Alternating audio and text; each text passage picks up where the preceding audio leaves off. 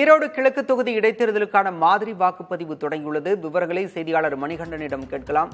மணிகண்டன், தற்போது காலை 7 மணிக்கு வாக்குப்பதிவு தொடங்க உள்ள நிலையில் என்ன மாதிரியான விரிவான ஏற்பாடுகள் செய்யப்பட்டிருக்கின்றன?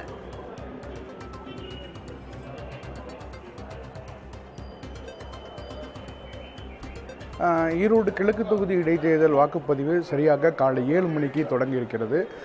இதற்கான பணிகள் அனைத்தும் முழுவீச்சு நடைபெற்றிருக்கக்கூடியது.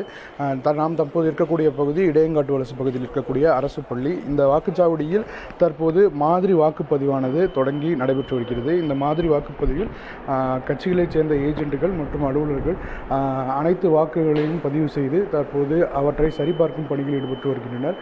அது மட்டுமல்லாது அதிகாலையிலே எழுந்து அனைத்து பணிகளையும் செய்து வைத்திருக்கின்றனர். சரியாக 7 மணிக்கு தொடங்கும் இந்த வாக்குப்பதிவானது மாலை 6 மணி வரை நடைபெற இருக்கிறது.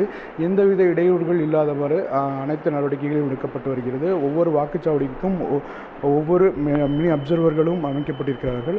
அது தவிர வாக்காளர்களுக்கு தெரிந்து கொள்ளும்பதற்காக ஒவ்வொரு வாக்குச்சாவடிக்கு வெளியேவும் வேட்பாளர்களின் பெயர் மற்றும் சின்னங்கள் ஆகியவை ஒட்டப்பட்டிருக்கிறது.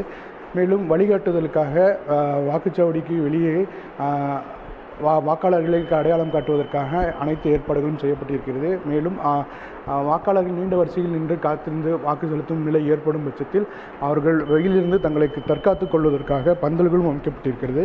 நடக்க முடியாத வரக்கூடிய வாக்காளர்கள் தங்களது வாக்கு செலுத்துவதற்காக சக்கர நாற்காலிகள் ஏற்பாடுகள் செய்யப்பட்டிருக்கிறது. தொடர்ந்து தற்போது 7 மணிக்கு தொடங்கக்கூடிய இந்த வாக்குப்பதிவுக்கான அனைத்து ஏற்பாடுகளும் செய்யப்பட்டிருக்கிறது.